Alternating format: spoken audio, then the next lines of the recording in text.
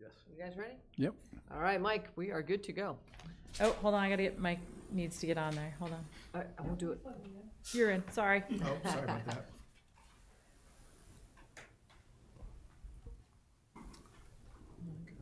Tell me when I get the green light.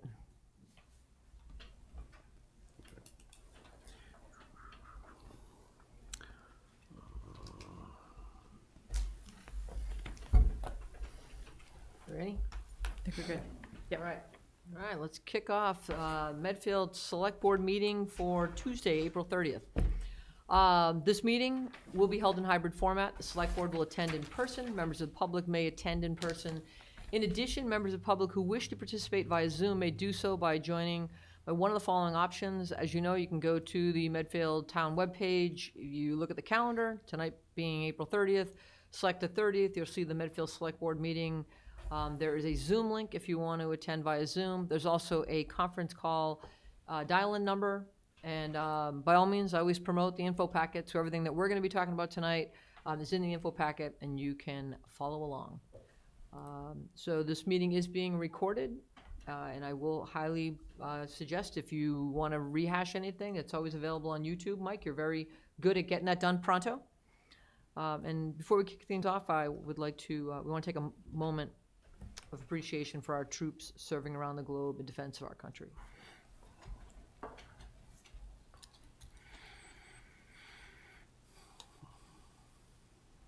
Okay.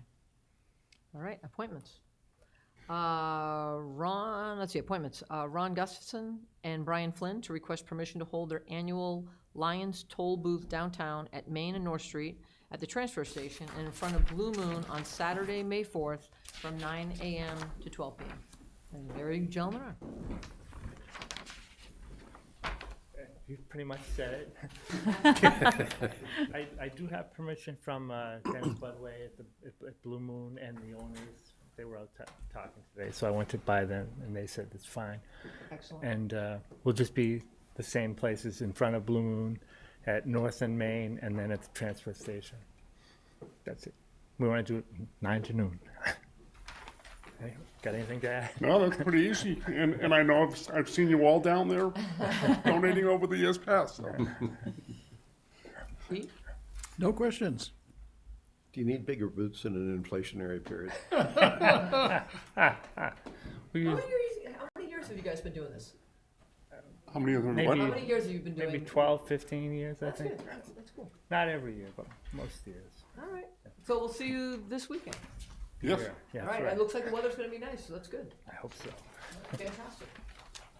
Gus, do we need to improve that? Sure. or no? No, that's good. I move that we give permission to the Lions Club to hold their annual Lions Toll Booth downtown at Main/North Street at the transfer station and in front of Blue Moon on Saturday, May 4th from 9 a.m. to 12 p.m. Second. All right, all those in favor? Aye. All right. Excellent. Good luck with that, guys. Thank you. That's awesome. Thank you. All right. Next up, Jean Minio, on behalf of Belforge, to request the following. One-day liquor license for a total of 24 events at the Medfield State Hospital. Do you want me to read through these or go one at a time? What would you prefer? We should vote on them one at a time. They're literally trying to kill me tonight, sorry. She knows it's been a long day. All right, so I was waiting for you to tell me this. We had to do that or something. No. You're not gonna hear that from me. Okay. Gina, will let you share any tidbits on what you applied for, though I know the info is in the packet. And you filled out all the forms for the police, which We was did. quite detailed. Yep. Was that a drop-down or a standard form? Was that online that you could do it by drop-down menu, or did you have to fill that out? We had to fill it out, Okay. each one. But you could do it on the computer and send it back, so I didn't have to print them, write them, scan them. Got it. No, it was, other than taking the time to fill them out, it wasn't complicated. And the reason I asked that, I was curious when I saw the music, if there was like a drop-down menu, we could do No. jazz, rock, whatever, No. whatever. Okay. Nope. Pete, any questions? No, just a comment. There's a lot of it. So it's nice to see that you're so active, but you occupied a huge amount of our agenda packet by all of your your I was- activity. I was told I had to submit them. So it's good. I have no problem. I actually liked seeing it the way there's, tidbits on each different event is a little bit different than just a generic 24. And that just shows all the things you're doing, so. Yep. It's good. It's free PR. The only question I had was the first one on May 19th, that the alcohol license started at 11 in the morning rather than noon, where we usually have a noontime For Saturdays? start.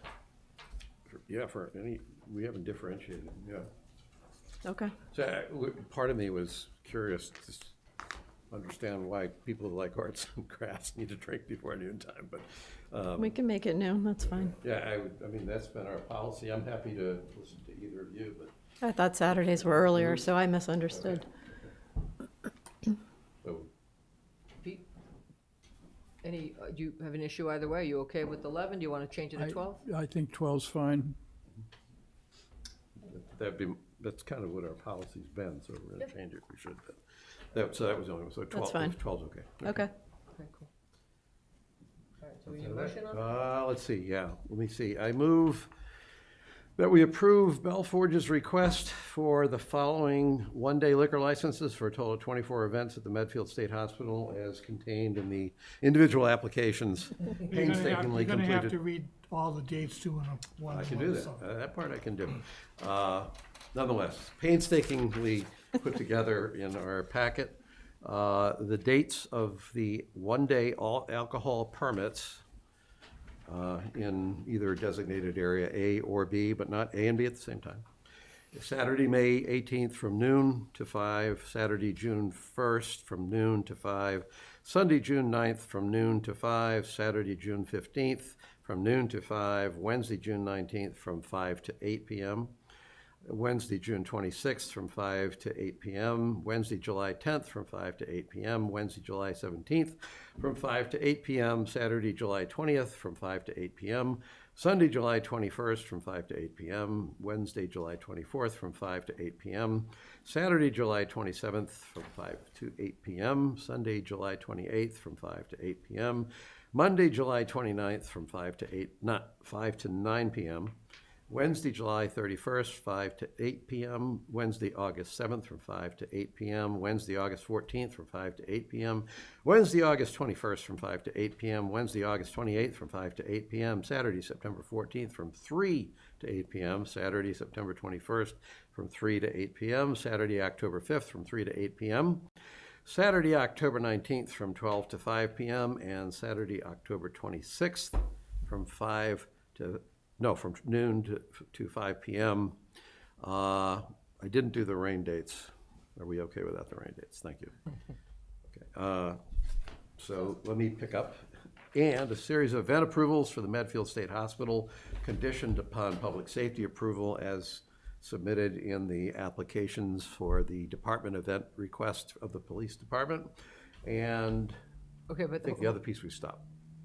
Or do them one at a time? Liquor license alone first? yeah, because that's all I read. I didn't get Okay. into the other ones. I'll second that. All right, all those in favor? Aye. Aye, aye. Aye. All right, excellent. And the next one is a series of event approvals for the Medfield State Hospital conditioned upon public safety approval. So that's what we were referring to. So you submitted all those to the Medfield Police Department. Have we, Christine, has there been feedback on those from the chief? Have those been approved, or we don't know yet? I don't believe she's had a chance to approve all of them. So you're That's why we're doing just this, be okay. conditioning pending approval for all of them. She just hasn't had a chance to go through them all, but I don't think there should be any issue. So they have approval over, Well, we're approving them as long as the chief comes back and says there's no issue, but if she comes back, then we would take a step back and address whatever date she may have issues with. okay. The alternative is push this approval off completely until so I figured. Yeah. Because my gut is I actually did read through them all. I found them fascinating. I love to see the different things you're doing, and I love that you're doing during the summers on the Wednesdays versus trying to get people on the weekends.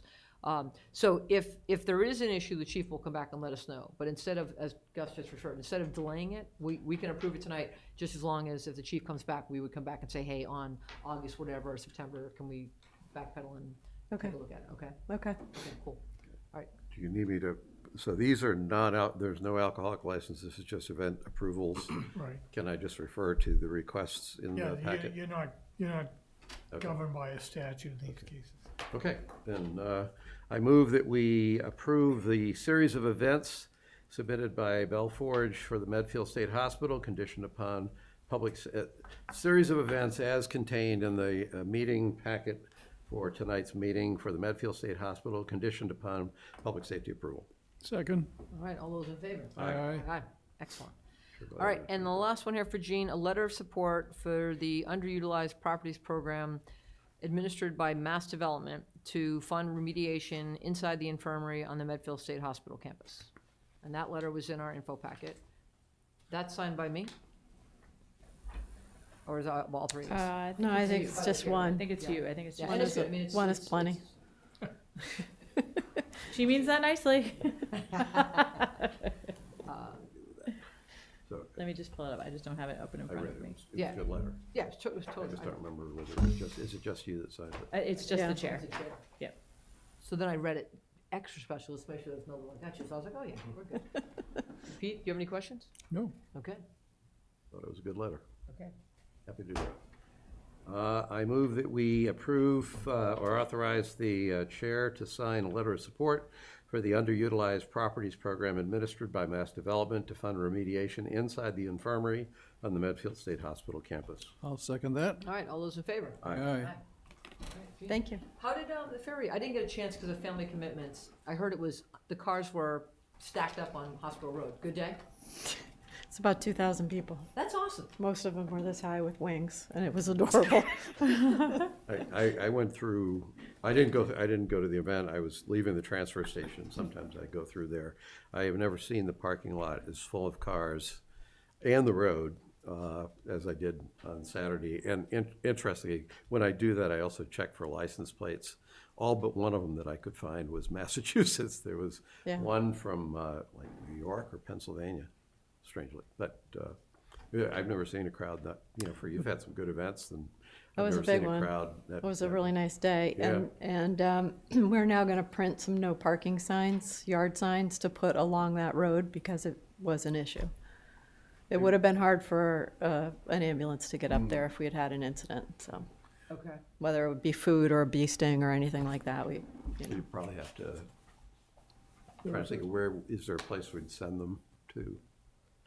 send you. Because there were, interestingly, there were open parking spaces interspersed. It's kind of like when you go to the mall on the holidays and there's something on one of the floors and you just have to find where the open spot was. And there were open spots, but they were few, there were a few, but they were few and far between. So if you cleaned all the cars off the roads, I'm just wondering where we could Well, I put would 'em. clean them off the right side of the road as you come in because the ambulance would come up that way and Okay. cut across the lawn to head Okay. right to Belforge.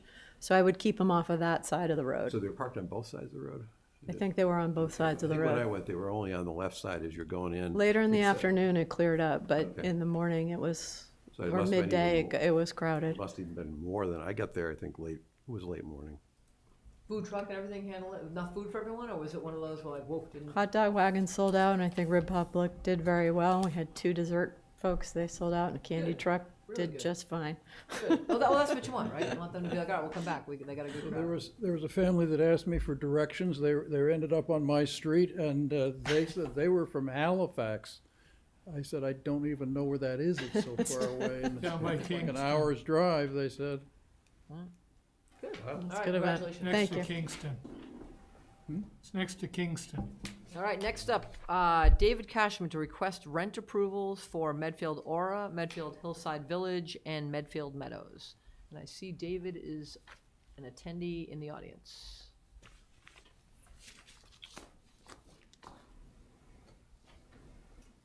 There he is. Whoop. There we go. Good evening, David. All right. Is that his volume No, I or think the it's TV us. volume? Mike's got it. Okay. All right, let's try that one more time. Can you hear us, David? Yes, can you hear me? A little bit. It's a little muffled. Try it one more time. Is this better? Yes. Yep. Oh, okay. Great. Well, I've been before the board before, and I think as the board knows, the income limits come out every year around in April, and we conduct the rate calculations based off the income limits, and so we've submitted those, and I think the town, I assume as before, will put a limitation on increases for existing tenants, and I'm not quite sure what the town will do for new residents, but I don't have a lot to present. I'm just kind of here to answer any questions that may arise. Okay. Pete? I don't have any questions. Okay. I do, but actually I'm coming in, this sheet I haven't digested. Yep. But just reading the top part of it, it's talking about increases of, the materials that I saw in the packet had increases of 5%, which I understood were consistent with, which I thought at least were within the guidelines from the state. The proposed, to the extent there are 12% increases that were there that I didn't realize. Yep. So, Help me understand. So I think, so David, correct me if I'm wrong, the original rents that you had proposed that you sent to us, some of those ranged anywhere from 5.5 to 11.6. That was the original presentation you had sent to us. I think that's right. Yeah. It depends on the particular tenant, though. You Yep. have different tenants paying different amounts, so it's hard to say for any. And then- for any particular tenant, the increase might be different Correct. in terms of percentage. And then Maria and David have been working together, and you had a discussion last year that you would not increase rents more than 5%. You did give Aura a 7.17% increase last year, but only because they had been using income limits that were 2 years old. So Maria had done a workup for you. That's the information I gave you tonight about what a 5% rent increase would look. And that was after consulting with both the town of Westwood, our own housing services, and Walpole. Okay. That a 5% is more standard than some of these were calling for 11%. So then I have recognized that I didn't Yep. read this yet, so I haven't digested it. When I looked quickly at this, because I was a little pressed for time getting through this Yeah. whole packet. Anyway, I saw the 5% increases at the bottom of all the sheets that David submitted, and I didn't pay enough attention to calculating what the new tenant rents would be. The rates that you have here in this updated thing, this does represent increases more than 5% for new tenants, just not as much as was originally requested. We're saying just 5%. Yeah. we're just saying. The top part of this is showing what the original request was. We were trying to give you more Oh, okay, context. got it. Yep. Okay. Yep. So, So if you go down to the second spreadsheet, Maria has made a recommendation to increase the 23 rents by strictly 5%. so will that bring, so given that the original request from David was 5%, that then brings the new tenants into line with the increases of the existing tenants, is what we're saying? I think, Maria, correct me if I'm wrong, but you had an issue with David's math on some of them and corrected them to be a 5%. Yeah, you want to jump Why in? don't you come up? That'd be great. Thank you. So the original rents that I received, like Christine said, the increases range from 7%. We had the lowest is 5.56, the highest is almost 12%. So that's the first half of the document that you have. You can compare the 2023 to 2024 as proposed. Okay. What I did is I took the 2023 numbers and just added 5% increase, and that's it. I think one of the documents also has the dollar amount difference between what David proposed and what I'm proposing. It's not a crazy dollar amount. It's between $40 and $150, but when you look at a percentage increase, it does add up. Okay, and, but then, regardless of the math, does that then mean that the rent for new tenants is in line with the increase in the rent for existing tenants? So in other words, are all the units aligned regardless of whether new or existing? It's the same rent for a comparable apartment? I don't I would believe- defer to David on that. Mr. Murray, no, because it depends when someone moved in and what they were paying. because the paradigm that the town has been I see. doing for several years is one set of rents for new tenants and a 5% increase for existing tenants. Okay. So therefore, if we continue doing that, the rent that the property could advertise for someone moving in for the first time is likely still going to be higher than the renewal rent for an existing tenant who has, over the last several years, had their rent incrementally increased, but not up to the maximums each year. Okay. So I think to summarize, when you're looking at David's sheet, the 2024 affordable net rents for new tenants is higher than 5%. Right. No, More than I get 5% no, I get that. Yeah. Okay. 2023 for new tenants. And your recommendation, Maria, is that it should be a 5% increase across the board for new tenants and existing tenants, Correct. maximum. Yes, and Yeah, the thank you. dollar amounts, like I said, will vary because of some of them have had their rents from before and were a little cheaper. But this is something that the state considers consistent, a 5% increase. The low-income housing tax credit developments are capped at 3%. This not being one of those developments, 5 is a good wiggle room.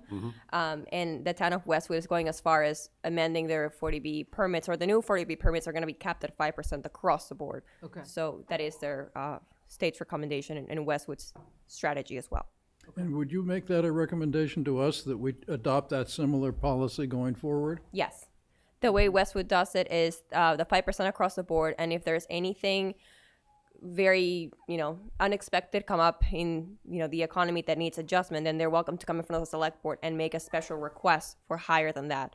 So there is a provision, for wiggle room, but in most cases, it's going to stick to 5%. Okay. So there's two issues that crossed my mind. I don't have a strong position on this. I'm actually looking for coherence.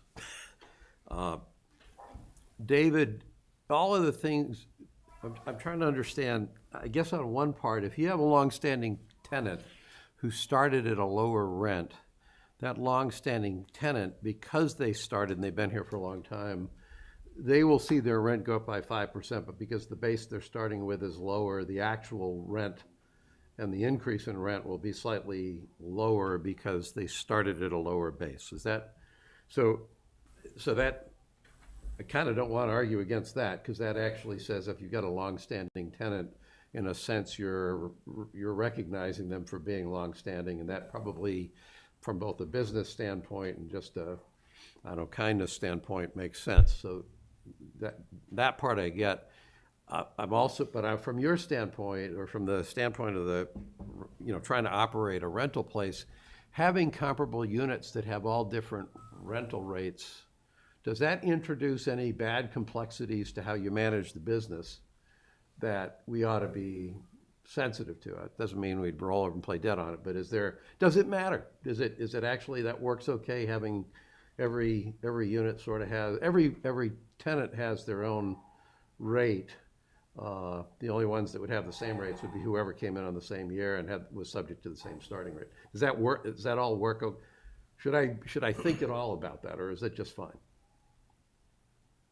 Yeah, it's a good consideration. I mean, to be frank, I'm not in property management, so I'm not there interacting with tenants and seeing how this plays out. But I know it has played out at many properties in various communities across the state. We work with a lot of different property owners and managers, and I have not heard of it being a problem. Okay. It was the paradigm that the state put into place during the pandemic, and which many towns have sort of adopted afterwards. And I think the counter argument is they want to really protect the existing tenants and ensure they don't get priced out, and figure if the property wants to try and charge a little bit more for new tenants, those people can sort of assess, does that work for them or doesn't it? But yeah, you're right, it's not ideal. Ideally, everyone would pay the same for the same product, but that's kind of, I don't know how you do that now without saying, okay, everyone has been an existing tenant, no more protection, going up to the new amounts. So Well, the Okay. Been deals done at the beginning too. I mean, the way I look at it, David, is if you're starting out and you're trying to draw people in, there may be incentives early on, and that's good for you because you're getting places filled. And then as time goes over, I don't want to see somebody penalized because they came in early and actually gave the developer the money straight on. And I mean, I know people that have been in Aura. There's different rates, same exact ones, but it depends on what you negotiate coming in. So Yeah. I'm So good. that's fine. So then that leads to my second issue that I've wrestled with. If you recall last year when we had this discussion, there was a comment from the floor that we shouldn't increase it. People are still hurting. And, you know, I heard the message, but I also recognized that the property owners held, during COVID, they held the line. So that, I find myself searching for what's our standard, what is the basis of any policy we have? Why are we embracing it? At the time last year when it was like, well, these people, they're here, they don't have money. And it's like, well, that would be true every year. And that would have us literally saying, no, you didn't raise rates in 2021, so you're never going to raise rents again. And then when you do that, then you don't have anybody that ever wants to build any housing for you because they know what you're going to do, which is a mistake. So I think what you're recommending is that we adopt a 5% increase across the board, which would at least, that would, part of me says, so tenants know their rent's going up 5% a year. I'm guessing the limit to that 5% increase is if the state's guidelines around income, and what a rent is, if we bumped up against the ceiling, it's 5% across the board until you get to the point where we may not have 5% inflation every single year for the foreseeable It future. doesn't have to be 5, but the cap is 5. Yeah, you Right. could, yeah. So we It could be would, 3 so or it 2 would, if the economy driven. right, but what I'm getting at, so our policy would be 5% across the board every year, almost without thinking about it, until it bumps up against the state's guidance, about the state's limit. And what I'm getting at is that last year we were being asked to subjectively adopt or make a decision. I don't know, we were in adopting a policy, but we were being asked to make a decision last year that says, well, people that don't have a lot of money don't have a lot of money, so therefore you shouldn't raise rent. And that was like, what's my basis for doing that? I know why we did it during COVID, because it was an emergency. And I know the state says, here's what's reasonable for people who qualify for affordable housing should be prepared to pay. Having us get in the middle of that and say, no, we have a much better idea that's somewhere in between the two is a place I don't feel comfortable being unless I hear a real compelling rationale, which I don't think we have. I'm good with us adopting a policy of, David, if there's anything you hear me say that you want to challenge, feel free, but I'm good with us adopting a policy of 5%, with the understanding up to the point where if we bump against the state's limit, obviously we're not going above it. Right. That's how we do it. So it's almost not, this won't be a conversation that requires a whole lot of thought and debate, because that's the policy. Right. So David, does that, I understand that adds predictability, but perhaps at the loss of some potential flexibility. Is that a bad idea from your standpoint, or from the owner's standpoint? Or am I putting you on the spot by even asking you because you haven't talked to him yet? No, I'm just a little hesitant because I don't want to speak for owners that we work for who may not agree, I mean, they may have a different perspective. They're often sort of removed from this process, and I don't want to say, sure, on their behalf, 5% sounds great, that's what you should do. Okay. Fair enough. I would say I understand it. It's predictable. It seems to me it still allows for some increase, but also some protection. I'm not going to say, yes, you should do it only because of the position I'm in as their representative, but I'm not going to sort of fight you on it either. So what I would suggest is for sure we take your recommendation and adopt the policy with the understanding that if somehow or another we've missed a nuance from the owner's standpoint, the owners are certainly invited to communicate through you or directly with us about any reasons they have for why that's a bad policy. And I, at least speaking for one member of the select board, I will be open to hearing that argument. I guess if we make a decision tonight, be open to hearing that argument a year from now if there's an argument to be made. But for tonight, I'm prepared to accept Maria's recommendation. So where I am on this is that Maria's made this recommendation for the 5%, and I want to go along with her recommendation. And she's also recommended that that should be our policy, and I want to go along with that. That doesn't mean that there won't be a time where there may be an instance where we want to examine Yeah, that policy in the future, and so that we always reserve the right to look at each Now, situation I understood the individually. policy to be more focused on existing and new be the same, uniform. Is that Just in the 5%. Just in the 5%. Just in the 5%. Uniform We're not and setting uniform 5%. rents, Lower just the 5%. Percentage increase is the same, but the rent won't be because people. No, serve no, I it. understand that. Yeah. Okay. I support, Maria, I appreciate the summary you did. It makes sense, especially you did your homework, checking at some other towns. So I'm good. If you guys want a motion and move this along, I'm good with it. And David, I assume, we're making a decision here, so your people you represent are gonna wind up living with it. Just if there's any reason why that shouldn't happen, let us know. All right. Then I move that we approve across the board 5% rent increases for the coming year for, let's see, I gotta think about this, 5% increases for the coming year for new and existing units, but the 5% increases are the numbers that so we're using your numbers for new units. Yes. Where they start from, and I'd like to articulate what that is more than just the numbers you chose. So the basis of that is 5%. This is yours, right? Yes, it's 5% increase exactly from the It's a 2023. 5% rent increase from the new tenant rate of 2023. Yes. Okay, so, got it. So I move that we approve 5% across the board increases for the rents for Aura, Medfield Meadows, and Medfield Hillside.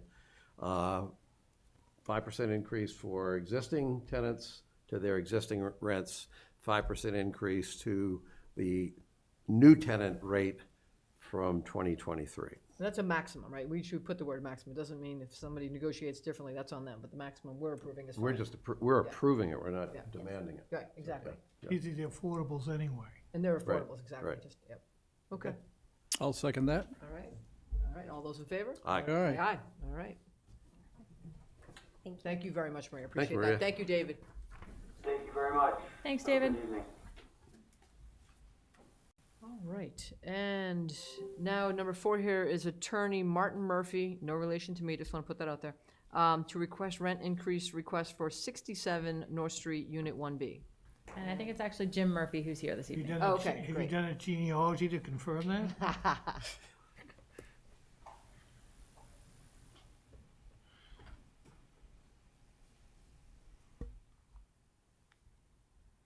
There we go. Hi, Jim. Good evening.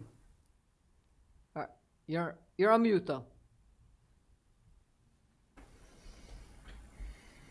There we go. There we go. Okay, we have a much smaller situation than the one I just listened to. Have 2 8-unit buildings, 4 of which are affordable. The 4 affordable rents, this one that we're seeking to raise was the lowest of the 4, and that's because we had a tenant who's moving out in August. She is 90 years old, so from the last several years, I think she's been there for 6 years. Oh, wow. They have not been raising the rent consistently with the other tenants' rates for the same exact type of apartments, all 2 bedrooms in this development. So we've given you our small little chart. I think you saw the greater numbers that we would be able to charge if we were doing maximums, which were in the Medfield Aura packages, which are much more significant than the 2,200. So this may be one of those situations in which you look at the history of what has occurred for a particular property, and to the extent that you have a general policy, you recognize that there's a difference to be equitably applied. You wouldn't, I don't think, want to dissuade landlords from declining to raise rents for their existing tenants. And I do agree with your observation that for a landlord, it is nice to have a reliable tenant, and that you do sometimes give them consideration of not increasing their rent because the turnover costs are just eaten up by any small increase. But in situations where you turn over the apartment, they should come closer to what the unified amount is for the similar types of apartments. So we'd ask you to make that consideration and look at our unique situation, perhaps differently than you do in a much bigger property. Pete, do you have any comments? No questions. And if in reading your letter and taking the point you made about your current tenant, her age, and what you've done, my own inclination is to be as cooperative as you've asked us to be in light of what you've done there. And there's a couple of reasons. Number one, that brings it into line, I think, with the other units. So you're back where you probably want to be, I think. Number two, I think it's in the town's interest to recognize and encourage landlords who are willing to exercise that kind of discretion with particular tenants in light of their specific circumstances. I think it's our interest to encourage that. So the fact that you did it makes me even more inclined to, leaving aside the fairness from just strict business, the fact that that's what you did leaves me more inclined to certainly go along with what you've asked for here. I guess that's all I got to say. Oh, no, I agree with everything you said. I think it's fantastic that a 90-year-old woman was given the respect, and they respected that that just because another year went by, it shouldn't have to get a rent increase. And because of that, it shouldn't penalize them now when it comes time. So 100% support of this, and appreciate Jim, and Mr. Borelli doing what you've done there. That's fantastic. So, motion? I move. Before you do that, Chris, do you have a number that you recommend to us on this one? So I said I was comfortable with the 2,200. If you were not comfortable with that, I had made another recommendation, but I'm more than comfortable with the 2,200. Okay, thank you. Thanks for checking. That was good. I move that we approve the request from I guess it's from 67 North Street for an increase in the rent for Unit 1B upon departure of the current tenant and rental to a new tenant. You want the number? $2,200 a month. Okay. Second. All right, all those in favor? Aye. Aye, Aye, aye. All right, thank you very much, James. Thank you. Thank you. All right, and now, let's see. All right, discussion item. So, discuss town contract review. This is my discussion item, and since I can't talk to you guys one-on-one, I want to share a conversation that I had with Christine after our last select board meeting, and then a conversation I had with Mark. You made a comment in our last meeting, Gus, about contracts and reviews, and I did contracts for Kodak for over 17 years, and one thing I felt my heart ache for during our last discussion with Mo was I felt like we were asking him questions that, quite honestly, we should be turning to our town attorney, right? That I know as a sales rep, when I used to, as a rep, bring a contract in, there were things I had responsibility for, but then there were terms, conditions that my company was like, no, this is what our accountant does. Our attorney does. And so for Mo, when we were asking about lump sum payments and all this, I'm like, wait, that's not what we should be directing to the microphone. We should be making sure that we're directing that to our town attorney, because he's making those decisions, not the department heads. Is that a fair statement? Yeah, I actually would be stronger about it than that. Some of the questions I have should not be questions that are being asked when a contract comes for us to approve. These are questions that should be sorted through, and it's procurement management is what the real issue is, that we need someone who knows how to craft a contract properly, because it's not strictly the legal compliance that's the issue. It's the whole structure of the contract is what I'm talking about. And when it's coming into me, I've done a fair amount of contracting, but especially early in my life. And I spent several years at the National Contract Management Association learning about this stuff. And I worked for a company that actually taught it to clients like aerospace company. So my experience is high-end federal contracting where you get really sensitive to this stuff. Coupled with the contracts that we sign and the contracts we see since then, these are the questions I'm mostly asking are things that should not have, they either should have had rationales when I asked the question, or they should never have shown up the way that they did on some of those things. So I'll go to you, Pete, before I make it, I'll comment on the conversation Mark and I had. Do you have any comments on this discussion? Well, I don't know exactly what the discussion is so far. Why don't you go ahead about what your Well, issues so- are? So Mark? the concern is when we sit here and we ask questions of anyone at the podium, and we ask questions that have to do with the terms of a contract versus what the project and scope may be. And I feel bad for someone who's at the microphone, who's being peppered for a contract when the terms are not really their responsibility. They haven't done the contract? Right. Yeah, that's fine. I mean, I mean, what we want are contracts that work for the town, and they should get reviewed and worked out, the language of them, before they get to the select board. So as chair, the only thing that I have stressed with Christine, and I'm viewing it to you guys right now, you can tell me I'm dead wrong, but I do not want a department head to come in and feel like they're being pounced on. And I'm not, don't take that aggressive, but they're coming in, they're presenting their project and their contract. So I want to make sure that we're working with Mark, and Mark and I talked for a while.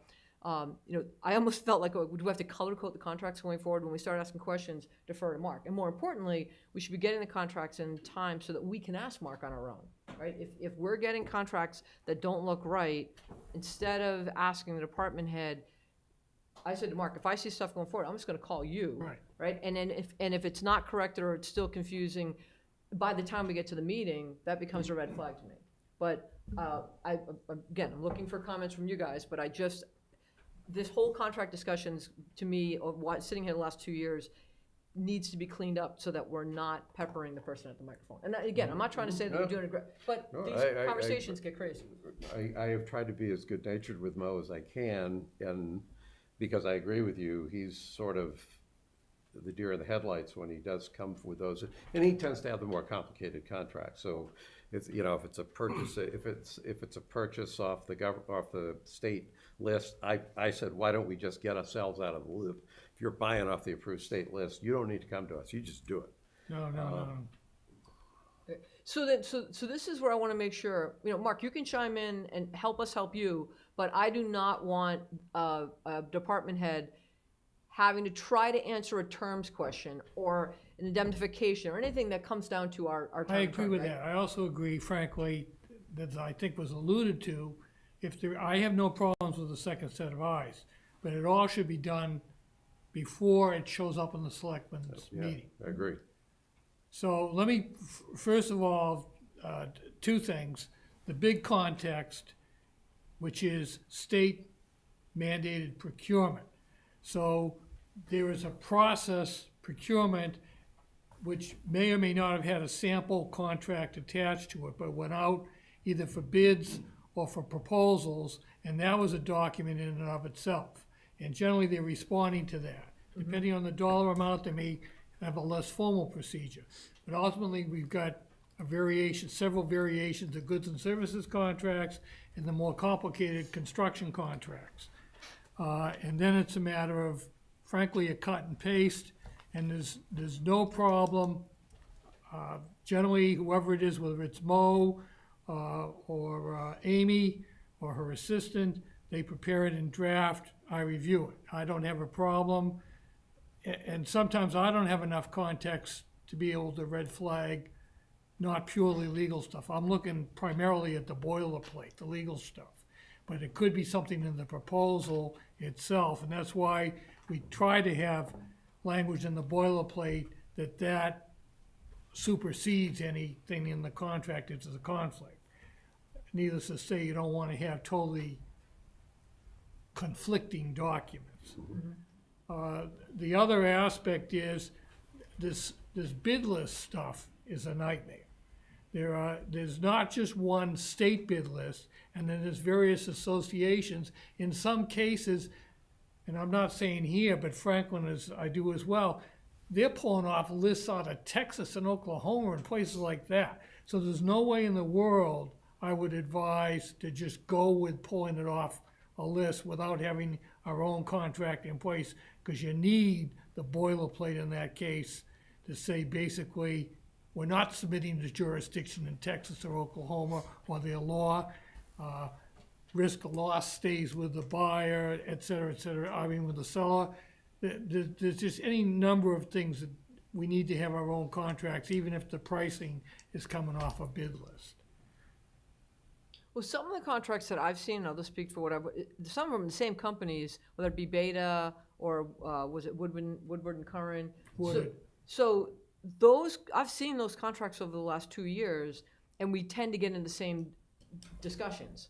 And Those are the consultant contracts, and the difference is when you're dealing particularly with DPW, those contracts can be in the hundreds of thousands of dollars. right, and all I'm trying to get at, Mark, is when we start asking if it's MOFR, if it's DPW, and we're getting into terms, and we're literally getting into the meat of the contract, not the Right. project and scope. Because I look at a department head as they're bringing in a project, they're responsible for what do they need done. But then once that has been defined and there's a value that we've accepted, then the meat of the contract is how are we engaging in it? And that's where I would, going forward, just defer to you, Mark, and hopefully we've had a chance if we have an issue Right. before we get to the meeting. But if not, that's where, going forward, I would just like to look to our attorney and not look to the department head. So just as an example, there's several variations, but in no case should they be paid upfront, or should we be behind in obtaining services. In other words, if we paid, we're ahead on payments. So the payment should either be on a per task basis as specified, or on a progress payment, even though there is an agreed upon total price. The payments would be paid on an as you proceed basis. So there's the good example, and I'm not sure that this is your area of expertise. This is the real issue I'm getting at.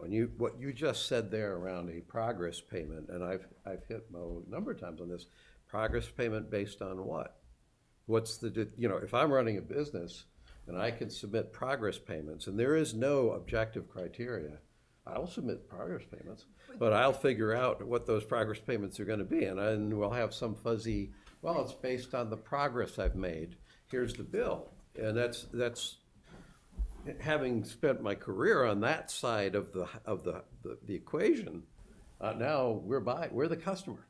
And I'm asking, how are you gonna Well, determine no, that? when I say progress, I'm talking about, as an example, on a more complicated job, like they're doing a survey of a water sewer treatment plant or I&I or whatever, presumably their proposal spells out what they're going to do either over a period of time or as specific tasks. And as they complete those, in other words, identifiable landmarks before they get paid, not just some subjective. But at the end of the day, and this is what I think where we're having confusion is, it's not the department's head's responsibility to set the terms. You kind of, not, Because well, they're not paying the bill, we are, right? no, they're the ones approving the bills. They actually do need to understand what the structure is. Don't get me wrong, but when it comes to what are we going to accept, and then we go forward, but it's, whatever we want for terms is what we're setting in the contract. If he comes back and says, this is why it's going to work better, that's where we take the lead, because that's the part of the project and scope. But if we don't agree with the terms, that comes down to us to set the terms of payment. I don't think we've had disagreements over terms. I've had questions that I didn't get answers to. Well, that's a little we spent different a than lot not of having time on lump sum payment. So Yeah, that's an excellent it's example. There's no largely- such thing as a lump sum Right. payment. There's a lump sum contract, or there's a time materials contract. why we say So we no. don't even know what we're talking about in those contracts. That's what gets me so fired up. That's a basic concept. I don't disagree, and that's why I'm saying if we don't want lump sum, it should never even be in the contract. I didn't say a lump sum contract is unacceptable. The term in that contract was lump sum payment. Yeah. And I said, what does that mean? No, that was, But Well, again, that's what it said. So So if you're saying that all should get straightened out before it comes to us, so we won't have questions like that, When you're asking I'm all Mark, as for the it. attorney setting the terms, not the person who's working with the contractor. So And that's all I'm trying to do, sort of, so I want Mark to this step is in. the tail wagging the dog in all due respect, because there's a few big contracts with consultants, like Woodard and Curran, or Beta, or environmental partners, whatever. Those are the exceptions to the rule. Those are not the day-to-day type of things. So the flip side is, as an example, if we're buying a vehicle, a big piece of equipment or something, we don't pay anything until it's assembled, it's delivered, it's tested and inspected. And that's what our contract provides. And then and only then will we pay. I advise, we have a $2 million fire truck on order in Franklin, and they wanted a significant chunk of money up front in order to move us up on the line. And my advice was no, because once we pay it, if something happens, we're not gonna get that money back. Right. And we didn't. So I'm perfectly aware, I've been doing this for 30 years Right. for the Borough Works. Right. So I may not be an expert on it, but I think All I'm saying is this stuff shouldn't be showing up with us. It's interestingly, as much as I think the contracts we have for buying equipment is stupid because it's written like a service contract, I haven't really had problems with, other than making that observation. It's like I haven't really pushed back on acquisitions of vehicles. I've just said, this is a stupid contract. I can go to you know, Muzzy Ford and buy a Ford Explorer, and it's a single sheet and it's got a price, and I say yes, and that's the end of it. But I haven't, those are not the ones I'm fighting on. It's the ones that basically I'm reading and going, either nobody really proofed this, so how come I'm the one that's proofing it because I'm finding things that are actually erroneous but in an administrative sense? Or why am I seeing terms that anyone who knows contracts would not use, but they're in some sizable contracts until they get to me and I go, there's no such thing as, what is a lump sum payment? I don't know what that means. I only know lump sum contract, which means fixed price, or time materials, which means cost plus. Those are the two kinds you can have, and there's one that you use under one set of circumstances, one you use in the other, and neither of them have to do with how you pay for them. It has to do with what the price is. So when I see completely erroneous contract terms coming into us for approval on a contract that completely rips out our own legal interest in that contract, if it makes it here, I'm gonna ask the question. I don't want to do it. And especially don't want to do it to Mo. And he has most of the contracts, but it's either that we don't have anyone who actually understands contract management as opposed to the law, and that's our real gap, is we don't have anybody who knows how to craft a contract, which could be the case. But then it won't even work to dump it on Mark. So So- give us, I'm sorry, go ahead. I was just gonna suggest that we ask you to come up with a Yeah, I was just solution. gonna say, yeah, we And have bring it been, back to us. prior to our last meeting, Frank and I had been discussing changes in our process of how contracts come before you. So let us change the process and bring a proposal to you. I know, Gus, you and I talked briefly about it earlier today, and we will change the process for you. Yeah. Great, thank you. And for what it's worth, I think you have at least, you got a lawyer who probably has contract experience, but you've probably done more in a role on contracts. I've done more in having to negotiate, well, I don't know more. I've done a lot having to negotiate contracts. So you've got at least two people here who probably do have a good grasp of contract, and maybe three. I'm not automatically cutting Pete out. And I'm more than happy to deal with that stuff ahead of time. It's just that it shows up in a packet. It's like, I'm not gonna approve a $50,000 contract that's got crappy terms. So. Well, that was something Mark and I talked about, that like, in some ways, it's not fair when we get something either at 4 o'clock on Thursday or 4 o'clock on Friday, and then we're here Tuesday night, so that if there are ways, and maybe this is part of the process you and Frank are working on, to get it sooner, so that we may not be addressing it the week we're in, but we've got time to reach out to Mark, and can we flush this out? But that's all, I know I can't talk about you got to this one-off with you guys, so that's why I wanted on tonight. Yeah, we'll have an improved process before you. Okay, thank you. All right, so moving on to action items, a vote to re-sign the contract or authorized signatory to receive the updated state earmark of $50,000 for Metacomet Park improvements following 9C cuts. So we had signed the contract for $100,000. That was the earmark for Metacomet Park for the tennis courts. Lighting, the governor made 9C cuts and cut that earmark to $50,000. We have been able to make up that money through the capital budget process, but now we have to re-sign contracts to only accept $50,000 instead of $100,000. And this is just authorizing the chair again? Yes. Okay. All right. Next, vote to approve, But that's oh, not it's the motion, consent sorry. Wait a minute, So not I'm, consent agenda, sorry. Keep your 50 grand. I was trying to read motion tonight. how are they paying this? I mean, I had a contract for 100. I think we should argue that I still get 100, but that's another discussion. On your toes tonight. I move that we authorize the chair to re-sign the contract or authorize signatory to receive the updated state earmarker of $50,000 for Metacomet Park improvements following 9C cuts. And I'll second that. I will also note that there's only one page of the contract in the materials, unfortunately, but, you know, we all know what it's about, so that's not an issue. Right. That's a good point. All right, all those in favor? Aye, Aye, aye. It's kind of a re-sign, right? re-sign. All I right. did say re-sign. Yes. Vote to approve the one-day liquor license request from Seventh Wave for an event for the Beginning Years Parents Association Spring Event on May 3rd from 5 to 7 p.m. I move, Where is that happening? it's bad. Dwight Derby House. Oh, okay. Dwight Derby, yeah. So they can have a one day off their premises. They could not have it because they already hold a license. Got it. Ready? Pete, good? Yep. Okay. I move that we approve the one-day liquor license request from Seventh Wave for an event for the Beginning Years Parents Association Spring Event on May 3rd from 5 to 7 p.m. at the Dwight Derby House. I'll second that. All right, all those in favor? Aye, aye. Did you vote on that one? Did I hear an Aye. aye over there? Okay, just Yeah, checking. yeah. All right. I'm I sitting wanted there- somebody to say on Zoom. I'm sitting they there didn't. processing the, yeah, thank you. It's very conscientious of you, Madam Chair. Well, I don't say against. As long as there's 3 ayes, we're good. All right, vote to sign contract with Suburban Glass and Mirror, Inc. for $16,492 for previously authorized emergency brick facade repairs at the Medfield Public Library. Pretty straightforward?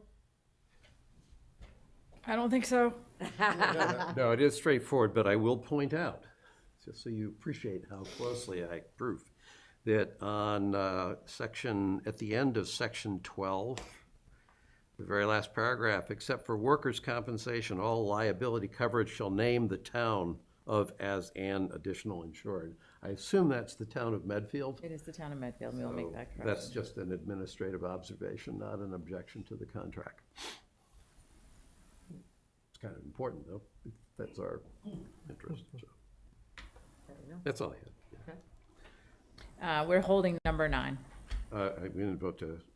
sorry. I move that we sign the contract with Suburban Glass and Mirror Company Incorporated for $16,492 for previously authorized emergency brick facade repairs at the Medfield Public Library. I'll second that. All right, all those in favor? Aye. Aye, aye. All right. Can we talk a little bit about number 9? We're going to hold number Holding it. 9. We're going to hold that contract. Yeah, you don't want to talk about it at this point at all? We can talk about it, but I think there's some changes that need to be made. And it was not a contract that was done by Mark. It's done by Lisa Mead, and she unfortunately couldn't be here to discuss the contract tonight. So next meeting? Right. Yeah. So, Okay. but it makes assumptions about what about things that the select board haven't decided yet, and I think those need to get Yes, decided so we're going to first. have that conversation. Yeah. Okay. Yeah, that was part of my feedback. That Yep. Streets and all that? Yep. Yeah. All right, so move number 10, vote to authorize the town administrator to sign the legal services agreement between the town of Medfield and attorney William Solomon for Comcast cable license renewal process. Yes, last year we did Verizon, and now we have Comcast. Cool. Pete, you good? I'm fine with this, yeah. motion. All right, ready for a motion? I move that we authorize the town administrator to sign the legal services agreement between the town of Medfield and attorney William Solomon for Comcast cable license renewal process. Second. All right, all those in favor? Aye, aye. 11, vote to sign an amendment to the 2013 settlement and cooperation agreement with DCAM for Medfield State Hospital remediation. And I believe we have And Bill. I brought in a presenter. We brought in the expert. I'm looking for the, I guess it's me. So I'm Bill Massaro, 36 Evergreen Way, and I'm a 48-year abutter of the former Medfield State Hospital property. So I'm here tonight before the board to request your vote and the chair's signature on an amendment to the 2013 Settlement and Cooperation Agreement that was a cleanup of the hospital's 100-year-old landfill in the Charles River. So I was on the town's committee, which with the support of Charles River Watershed Association, negotiated this cooperation and settlement agreement with the Commonwealth's Division of Capital Asset Management and Maintenance, or as we fondly refer to them as DCAM. It was the key document defining the conceptual cleanup, and I stress the word conceptual, cleanup, restoration, 3 acres of wetlands, and the monitoring and maintenance of the area, both on a short-term and on a perpetual basis. It was the foundation of DCAM's subsequently completed and permitted and completed work. And now, today, DCAM and the town and the Charles River Watershed Association have agreed to updates to the original settlement, particularly its exhibits E and F, to more completely specify how we're going to treat the invasives in the wetlands, the management plans, and the long-term maintenance for the overlook, its stormwater structures, and most importantly also, the viewscape to the river. Mm-hmm. The updated agreement was prepared by the town's council. It will memorialize the Commonwealth's current perpetual obligations for this area. And I am fully in support of this amendment, and I ask the town's vote and approval. Thank you. And that wasn't me. Who was that? This Drew was Hoyt. Drew Hoyt. Any questions? We went over this in our executive session and got our questions answered there. The most important thing to me is that Bill has done the yeoman's job of watching this so carefully with an expertise that no one else in town has. And he is in favor of this, and he tells us that this is going to protect us in the long run as best as we can be protected. So I'm satisfied with this. I trust my messenger. Thank you. Having missed the closed session, so I didn't ask the questions, but bottom line is your last statement echoes Pete's endorsement. I have the same view. As I was reading what was in the packet, I was just saying, okay, this is really complicated. I was slogging my way through it. I just couldn't read all 160 pages before tonight. And my only thought was, is Bill going to say this is a good agreement?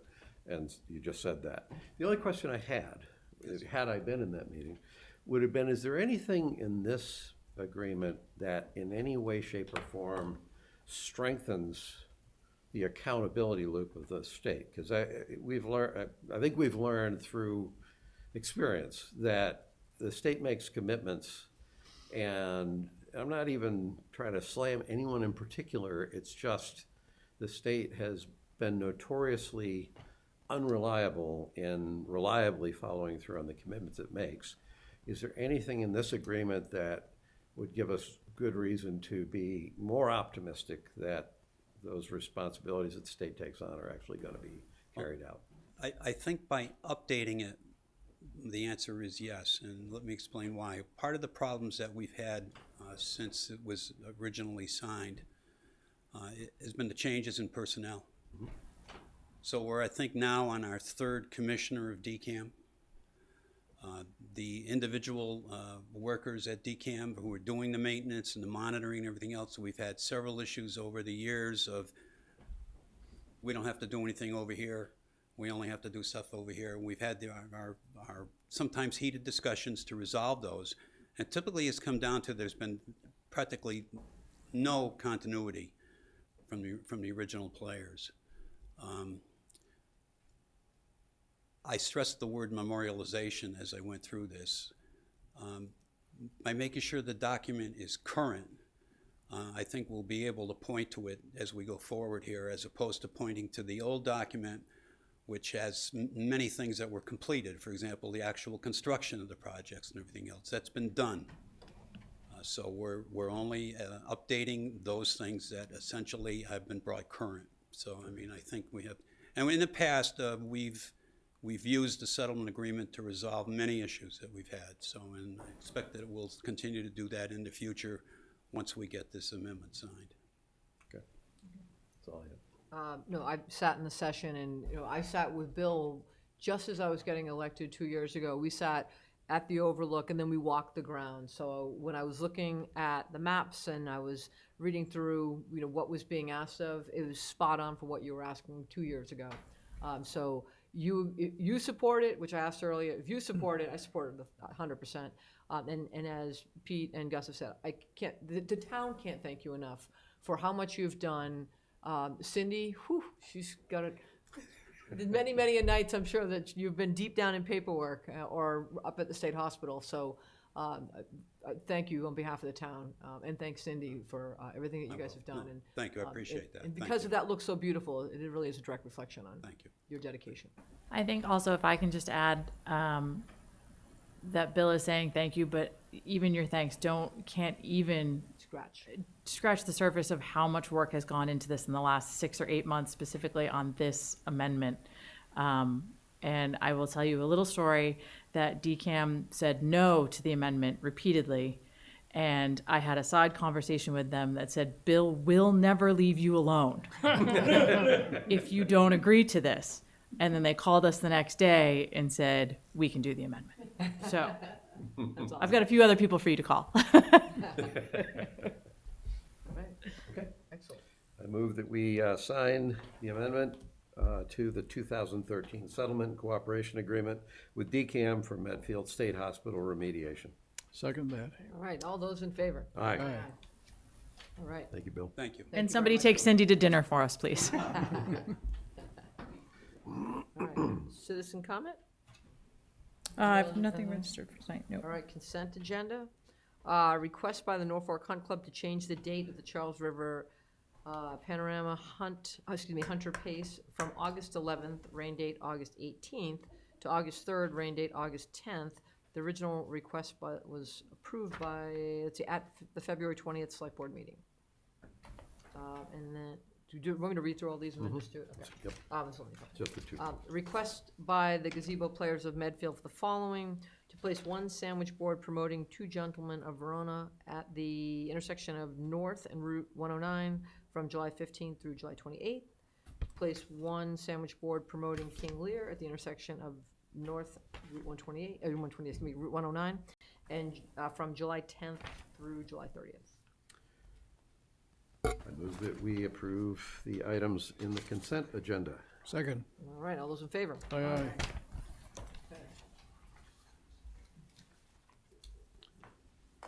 Minutes. I think I approved this to Brittany already. Pete, February 20th?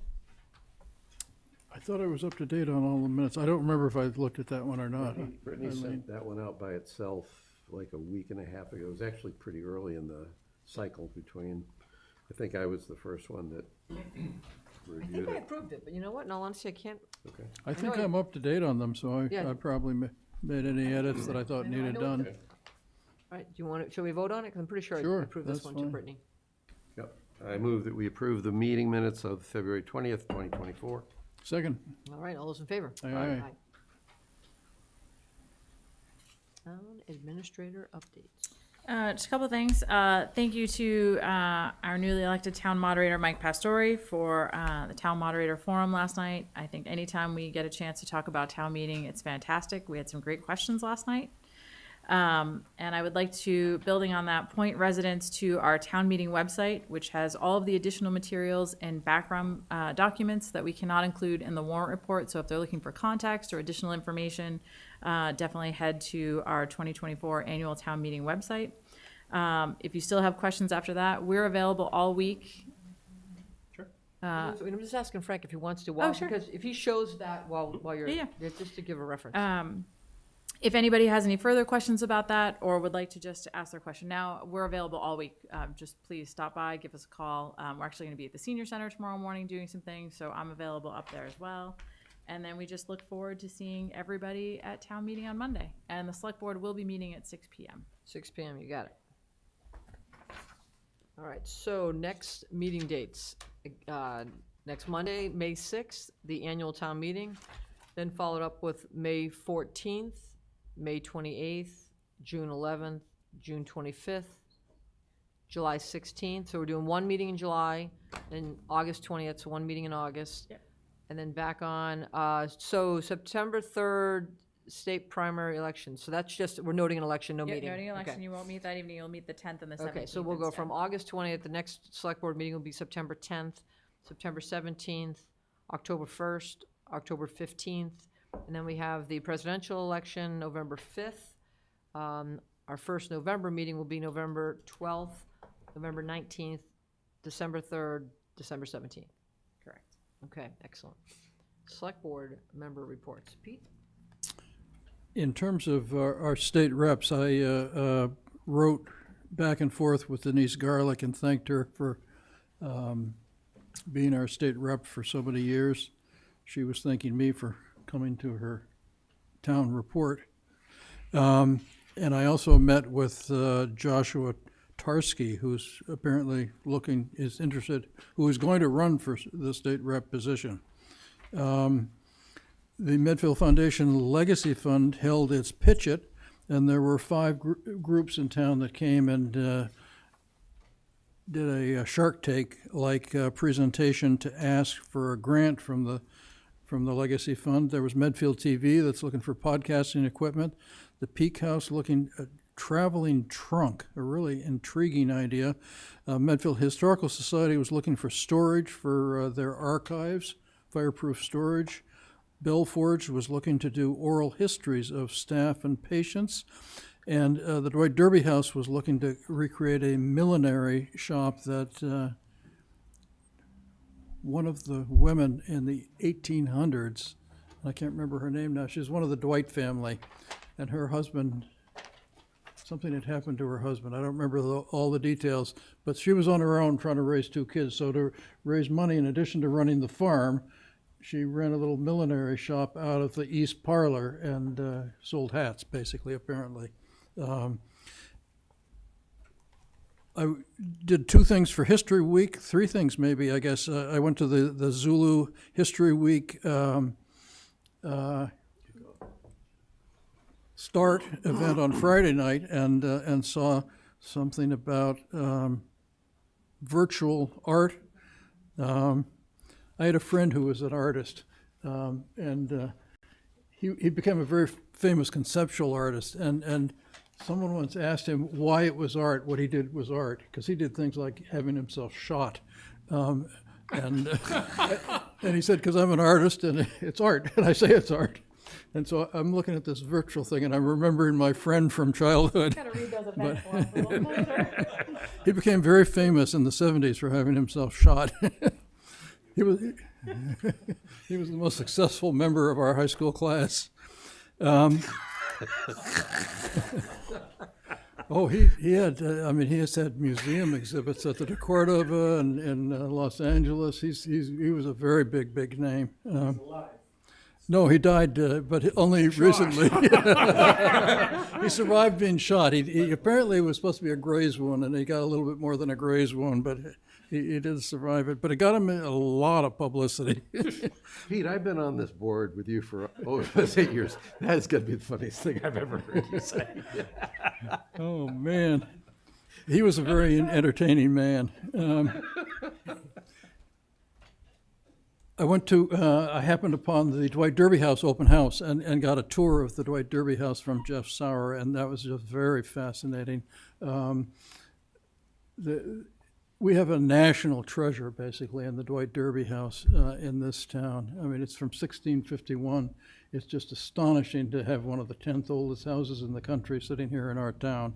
And I've also gone back and forth with Peggy Sue Weatherin, who's the president of the Historical Society, about ways in which the town could maybe help the Historical Society out.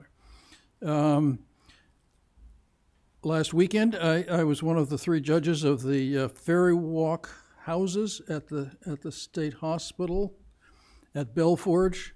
There were 3 of us that were judging, and then there was also a poll of anybody that came through QR codes, and they selected their favorites, so that there was the popular favorites, and then the judges filled in with some other things, other choices. We did the most creative, and that was interesting because it was Megan Sullivan and her daughter Meredith, who was one of my soccer players when I was a soccer coach, for Sustainable Medfield. And there was a Daisy Troop one that was really cool because each of the kids obviously had done a part of it, and it was in each of their things was in a separate little container. So that was they got the most whimsical one. There were we had a Medfield Foundation board meeting, and we have two new board members, Michael Cass and Ken Manning. Walked in the Medfield Youth Baseball Softball Parade, and had some interaction with Chief Garrett after that, and I suggested to her that there should be a way that in these parades that we can control the speed a little bit more, because there's a lot of times when the lead cruiser, like on this weekend, goes too fast for the short legs. Those girls kept up. Don't tell them they were going slow. They were booking. They were humming right along. But there have been some holiday parades where there were huge gaps because of and so that the chief's going to figure that out in the future, because they do have radios in the police department, so she's going to take care of that in the future. So that's it for me. I think on that point, the three members of the select board would make an excellent pace walker if we were out in front. Nobody, if they can keep up with us, they'll be fine. And nobody's I going to was leading the pack with you guys. Well, but we had all the little girls. It was like being out when you're a lousy golfer on the weekend and everyone wants to play through. All these teams came past us. It's like I'm not going slow, but they just played through. All right, let's see. I guess chronologically here, I attended the American Legion meeting last Tuesday because it was one of those rare Tuesdays that didn't conflict with our meetings. Right. The only reason I bring that up is that it's actually the folks that own Aura that paid for an impressive plaque that has the names of all the veterans who have lost, or all the Medfielders who've lost their lives over all the wars going back to the Revolutionary War. There was originally going to be an unveiling of that last Tuesday. They realized they hadn't gotten the word out to the families and descendants, so that's been moved to the 21st of May. The Legion is reaching out to people who are members of the families of the people who are honored in the plaques. And I think we were invited to the last Tuesday, so I think we're invited again. May 21st. And that'll be at Aura. The first community choice aggregation or Medfield Community Electricity Information Meeting was held at the Public Safety Building. Had a decent enough turnout at the Public Safety Building, but a better turnout on Zoom. And so that was viewed as a successful information session for the people that both were virtually there and actually there. I signed up for every month or every quarter, the state has a webinar. It's the Massachusetts Emergency Shelter Support Program update. So basically, this is the state's effort to house immigrants, and everybody's, I think, familiar with the Melnia Cass Athletic Center. The session didn't go very long because I don't think they had an incredible amount to report, other than that they're still there and they're still making things work. The most significant thing is the introduction of the recertification program that the state is introducing. I gathered from that session that the recertification actually starts in May. And so basically what that is people who are getting emergency shelter under this program have to demonstrate that they're taking actions appropriately to kind of get themselves either in a job or find themselves more permanent housing. I think the state is desperately trying to find a way to move people through this. They said their caseload was about 7,500 in the caseload, and I don't know if that's families or, I think it's families. I don't even think it's just people. They had 730 on the wait list, so that gives you some sense. And they had small numbers of people that were turning over, so I don't know that they're going to get there particularly quickly. Anyway, so that was it. I kind of felt bad for them because you got these state workers who are trying to find a way to make this work. And it's a tough job. The federal government didn't come through with the funds that I think they thought they were gonna get. I did hear that the latest thing I just heard on the news today is that the state actually has come up with money to revamp that recreation center. It's supposed to open on the 1st of June, but the neighborhoods that were pretty upset about having it taken away from their kids, they had someone at least on the report that was talking about, well, this is working out well, it's a bad situation. But now the state's coming through, and we're gonna have a nicer center come June than we had to start with. So I would say that if the state figured out how to get the people who are so angry about what happened a few months ago happy, kudos to the state for figuring that one out. Also went to the kickoff meeting for the Medfield History Weekend at Zulu, and that augmented reality, that's actually going to be pretty cool. You could actually you could get the app, and it was pretty cool. For anybody who doesn't know what I'm talking about, if you think about the pictures that are on the walls at Hogwarts in the Harry Potter movies, and when you walk by them, the people sit there and watch you go by. They actually had that with what is it, Jack the dog? They actually did that with the real picture of him. That was particularly cool. There was other stuff. So I'm kind of looking forward to where the art world takes some of this augmented reality. Opening day parade, I am happy to announce for the first time in 3 years, I actually got to the parade in time to march in the parade. I didn't go to the wrong location like I did 2 years ago. I didn't forget to put the new date down like I did 1 year ago. I was there, I was early, I was sweating it until I saw Eileen, and then I knew I was in the right place. And then all these little girls passed us on the road that it was like, oh great, I'm feeling a little old right now. And then just to point out, tomorrow morning, 10:30 at the center is the second information meeting for the Medfield Community Electricity.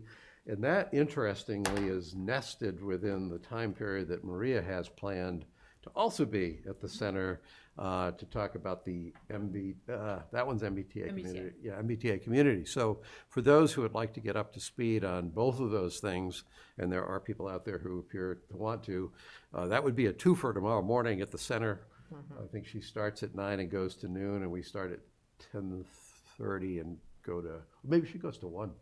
Because I thought she was on both sides. She's on both sides. Yeah, We're super flexible up there. We will stay until we answer all the good. questions. So good time to come if you want answers to both of those questions. That's it. She's also doing one tomorrow night at 7 o'clock. Okay. Yeah, the UCC. Yeah. That's right. Yeah, that's right too. Yep. All right. We let her sleep awake on Thursdays. It's fine. Every other Thursday. Every good point. All right, so I went to the moderator event, the new moderator event last night, which I thought was really nice.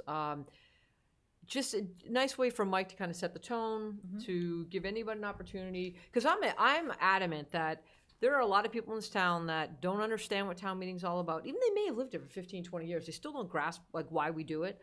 And then they get intimidated when they show up and they don't feel like that they can ask. And I think it's so important that people know that the meeting is about the residents, right? So they have anything that they read, if they have a question.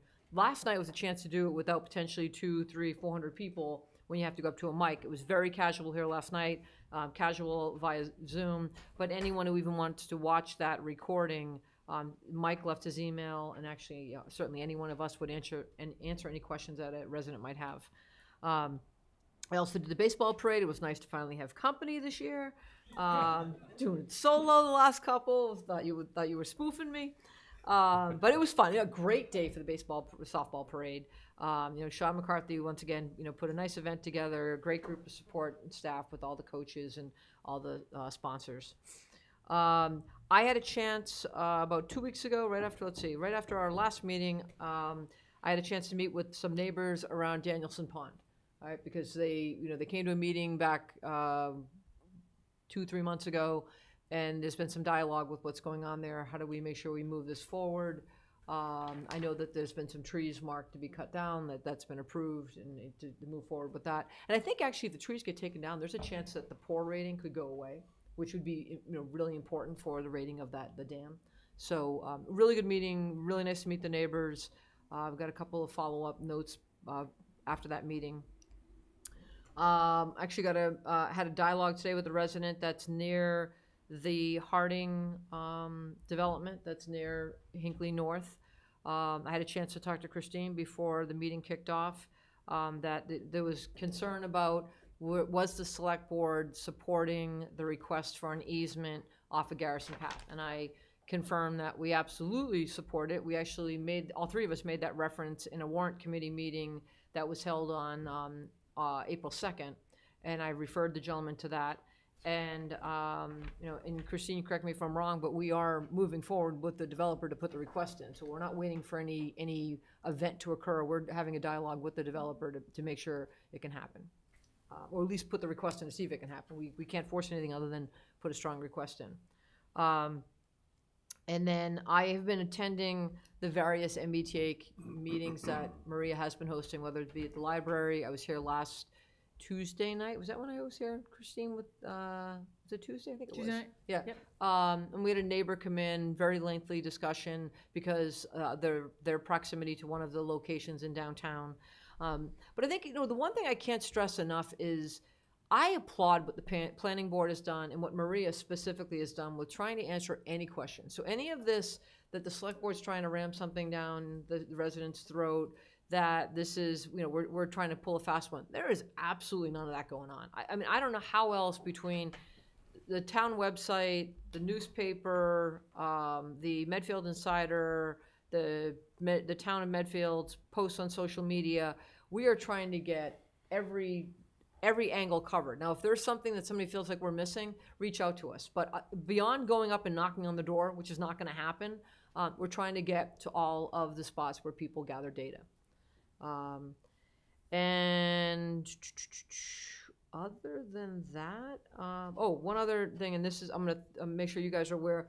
I did have a meeting with the gentleman that came to ask about the property, the Sledding Hill area, to see if his group of developers could do something along the lines of a sports complex. I won't get into any specific details.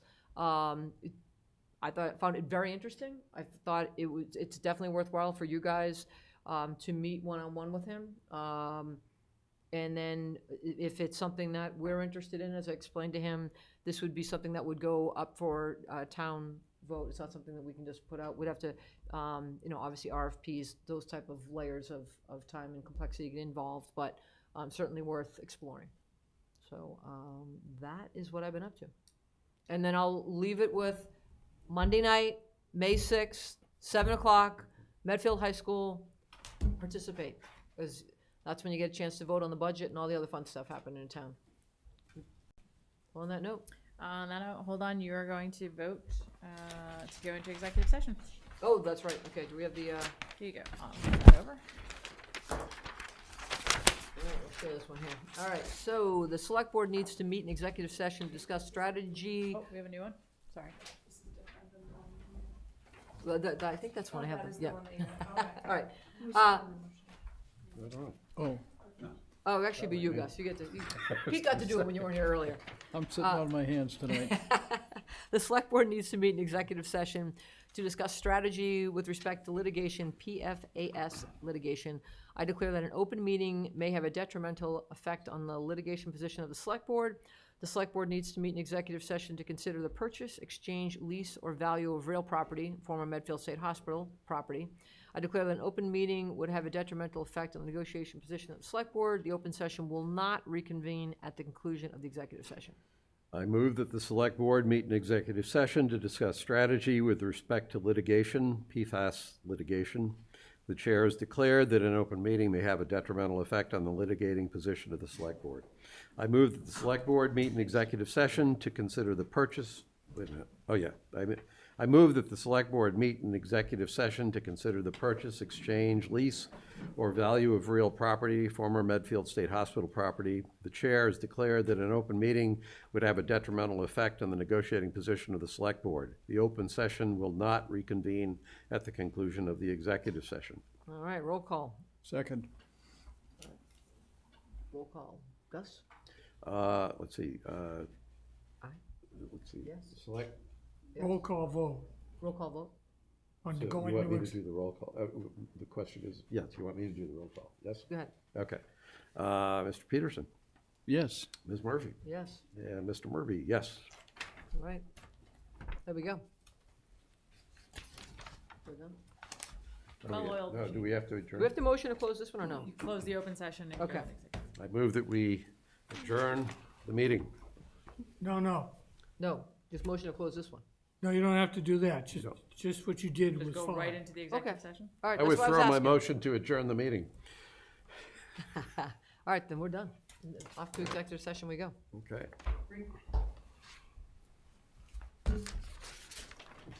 Chris,